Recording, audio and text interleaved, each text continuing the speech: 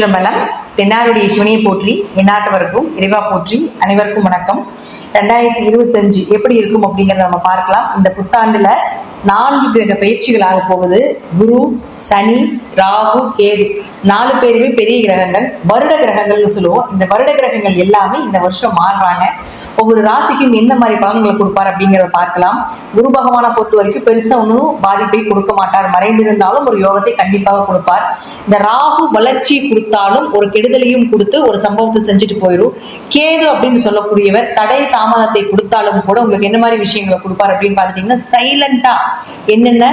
சைலண்டா செய்யக்கூடிய விஷயம் எல்லாமே கேதுங்க. எல்லாத்தையும் பிரம்மாண்டப்படுத்தி செய்யக்கூடியது எல்லாமே ராகு. வெளிப்படைய சத்தமா செய்யறது எல்லாமே ராகு. கேது சைலண்டா சம்பவம் பண்ணக்கூடியது கேது தான். அடுத்தது சனி பகவான். இந்த சனி அப்படின்னு பார்த்துட்டீங்கன்னா இந்த வருஷம் ஏன்னா இருக்கிறதுல 2.5 வருஷத்துக்கு ஒரு தடவை மாறக்கூடிய கிரகம் அப்படிங்கிறது பெரிய கிரகம் அப்படிங்கிறது நம்ம சனியை சொல்லுவோம். அப்ப சனி பகவான் உங்களுக்கு கும்பத்திலிருந்து மீனத்துக்கு போக போறார். அப்புறம் ராகுவோட இணையக்கூடிய ஒரு 2 மாதங்கள், அதற்கப்புறம் பார்த்தீங்கன்னா 2.5 வருட காலங்கள் அந்த வீட்டுலதான் இருக்க போறார். அப்ப சனி பகவான் என்ன பண்ணுவார் அப்படின்னு அனுபவத்தையும் கொடுத்து பாடத்தையும் கற்றுக் கொடுத்து ஒரு ஆசானாக செயல்படக்கூடியவர் சனி பகவான். அப்போ இந்த சனி பகவான், ராகு பகவான், கேது பகவான், குரு பகவான் இவங்க எல்லாம் என்னென்ன செய்ய போறாங்க அப்படிங்கிறத நம்ம ஒவ்வொரு ராசிக்கும் எப்படி இருக்கும் அப்படிங்கிறத நம்ம முழுமையா பார்க்கலாம். கடகம் 2025 பெருமூச்சு விட்டுக்கலாம். சனி பகவான் கண்ட சனியாகவும் அஷ்டம சனியாகவும் 5 வருட காலங்கள் உங்களை பாடாப்படுத்தியிருப்பார் இல்லைங்களா? இப்போ இந்த அஷ்டம சனியும் கண்டச்சனியும் இந்த வருடம் உங்களுக்கு மார்ச் மாதத்திலே நிவர்த்தியாக போகுது. அடுத்தது பாருங்க, இந்த சனி பகவான் இங்கிருந்து 9ஆம் வீட்டுக்கு போவார். அப்போ 9ஆம் வீட்டுக்கு சனி பகவான் போகக்கூடிய காலகட்டங்கள் பூர்வீகம், பூர்வீக சொத்துக்கள், தந்தை மூலமாக ஆதாயங்கள், தந்தை கிட்ட ஏதாவது ஒரு பூர்வீக சம்பந்தப்பட்டது மூவ் பண்றது, இது எல்லாமே பண்ணினீங்கன்னா நிச்சயமா கிடைக்கும். உயர்கல்வி, ப்ரமோஷன் சார்ந்த விஷயங்கள், ஒரு இடமாற்றங்கள், வேலை மாற்றங்கள். இப்பவே வேலை மாற்றம் இடமாற்றத்துக்குள்ள ஏற்பாடு ஆயிடுச்சு. நிறைய பேருக்கு வேலையே போயிடுச்சு. ஒரு பக்கம் இருந்து இன்னொரு பக்கம் தேடிட்டு இருக்காங்க. ஸோ அப்படி இருக்கக்கூடியவர்களுக்கு எல்லாமே நிச்சயமாக நல்ல வேலையாக, நீங்க எதிர்பார்த்த வேலையாக நிச்சயமாக இந்த சனி பகவான் கொடுப்பார். ஆனா இந்த 5 வருஷத்துக்கு முன்னாடி நீங்க எப்படி இருந்தீங்க அப்படிங்கிறதும், இந்த 5 வருடத்துக்கு பின்பு உங்களுடைய மனநிலையும் உங்களுடைய அனுபவங்களும் உங்களுடைய விஷயங்கள் எல்லாமே ரொம்ப தெளிவா இருக்கும் அப்படிங்கிறத நம்ம தெரிஞ்சுக்கலாம்.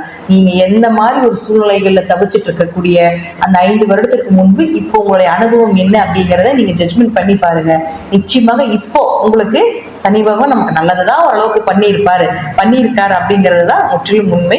இன்னும் நமக்கு நல்லதுதான் பண்ண போறார். அடுத்தது 9ஆம் வீட்டுக்கு வரும் பொழுது நல்லதை மட்டுமே கொடுக்கக்கூடிய ஒரு இடம் அப்படிங்கிறது 9ஆம் வீடு. ஆனா சனிக்கு அந்த இடத்துல பெரிய அளவுக்கு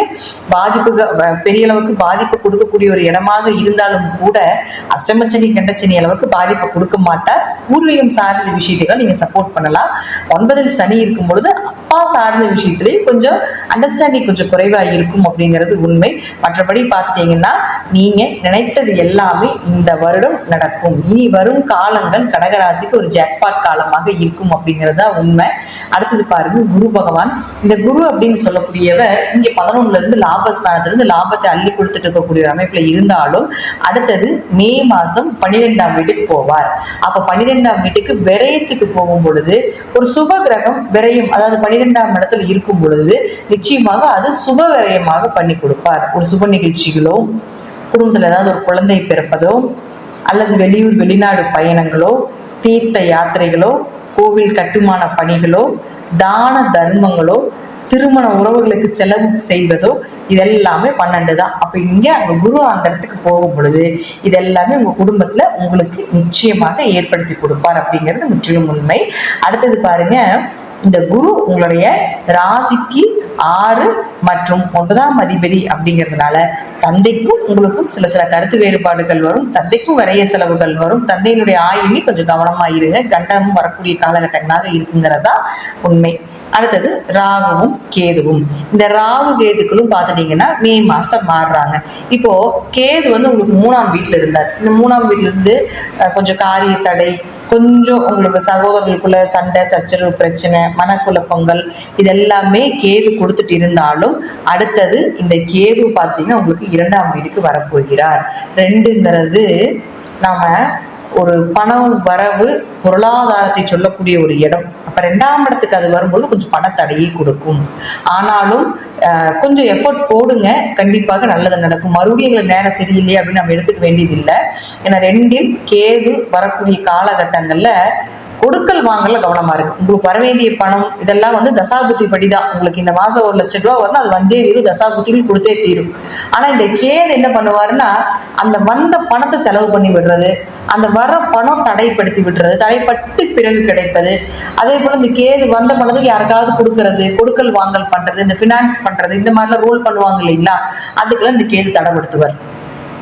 அப்போ யாருக்காவது பணம் கொடுக்குறீங்க, அது திரும்பி வராது. யாருக்காவது போய் ஜாமீன் கையெழுத்து போடுறீங்க, நீங்க மாட்டிக்குவீங்க. ஏன்னா 1.5 வருஷம் கேது அங்கதான் இருக்க போறாரு. அப்ப யாருக்கு இந்த 1.5 வருஷம் ஜாமீன், பணத்துக்காக ஜாமீன் கையெழுத்து, வண்டிக்கு ஜாமீன் கையெழுத்து போடுறது, வீட்டுக்கு ஜாமீன் கையெழுத்து, கோர்ட்டுக்கு ஏதாவது கேஸ் ஏதாவது வர்றது. ஏன்னா 8ஆம் இடங்கிறது வந்து ஜெயில் வாசம்னு சொல்லுவோம். அப்ப அங்க 8ல போய் ராகு வந்துருவார், மறுபடியும் இங்க இறங்கிடுவார். அப்ப இந்த யாராவது இந்த ஜெயில் இருக்கிறவங்களுக்கு யாருக்காவது ஜாமீன் கையெழுத்து போடுறது, இதெல்லாம் நீங்க பண்ணக்கூடாது. 2ஆம் இடத்தில் கேது இருந்தால் வாக்கும் கொடுக்க கூடாது. கொடுத்த வாக்கு கொடுத்தீங்கன்னா நிறைவேற்ற முடியாது. அதனால சைலண்டா பணம் சார்ந்த விஷயத்துல இந்த ஒரு 1.5 வருஷ காலங்கள் கடகராசிக்காரர்கள் சைலண்டா மூவ் பண்ணுங்க. மற்றபடி பணம் வர்றதெல்லாம் ஒரு தசாபுத்தி படிதான். அது வந்த பணத்தை தக்க வைக்கிறதும் தக்க வைக்காம இருக்கிறதும் இந்த கிரகங்களுடைய வேலைகள் தவிர, வரவேண்டிய பணம் தசைகளும் புத்திகளும் உங்க ஜாதகத்துல கண்டிப்பா கொடுத்தே தீரும். அடுத்தது ராகு.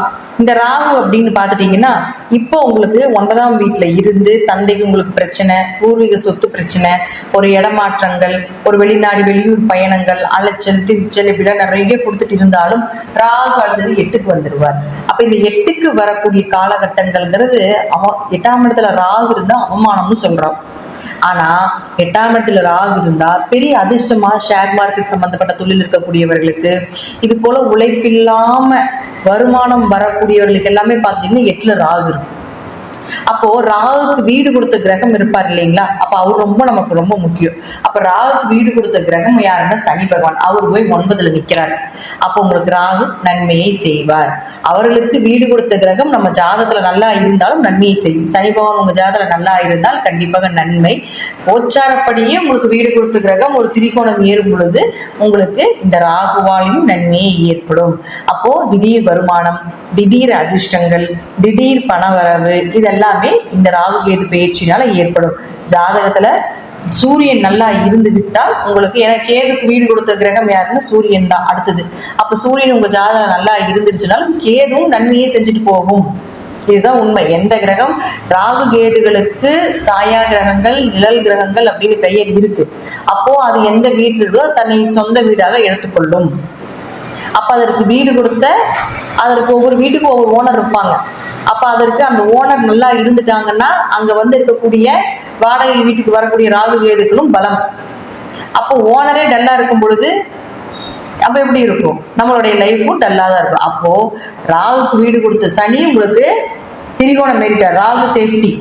அப்போ கேதுக்கு வீடு கொடுத்த சூரியன் இந்த 12 மாசத்துல எந்த மாசம் ரொம்ப பலம் விளக்குறாரோ அந்த மாசம்லாம் உங்களுக்கு அடி விடுவோம். அதே போல ஜாதகத்திலயும் சூரியன் வந்து அடிபட்டோ அல்லது வந்து மறைஞ்சோ பாதகத்திலேயோ போய் நின்னா நிச்சயமாக பாதிப்புகள் கேதுவால உண்டு. சூரியன் நல்லா இருந்து விட்டால் இவரும் கேதும் உங்களுக்கு பணத்தை அள்ளி கொடுப்பார் அப்படிங்கிறதுலயும் மாற்றம் கிடையாது.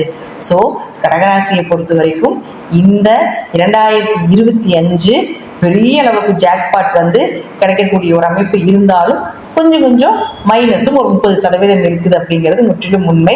ஆனா இப்ப இந்த அஷ்டம சனியா நடந்த அளவுக்கு பிரச்சனைகளை நிச்சயமாக இந்த 2025 உங்களுக்கு கொடுக்காது அப்படிங்கிறதா உண்மை. சுப நிகழ்ச்சிகள், சுப காரியங்கள், குழந்தை, திருமணம் இதெல்லாமே கடகராசிக்கு இந்த வருடம் இருக்கு அப்படிங்கறத எடுத்துக்கிட்டு சந்தோஷமா இருங்க. வாழ்த்துக்கள், நன்றி. மீண்டும் ஒரு நல்ல பதிவுல சந்திக்கலாம். திருச்சிற்றம்பலம், தில்லையம்பலம், ஸ்ரீ நரசிம்மத்தினுடைய சரணம்.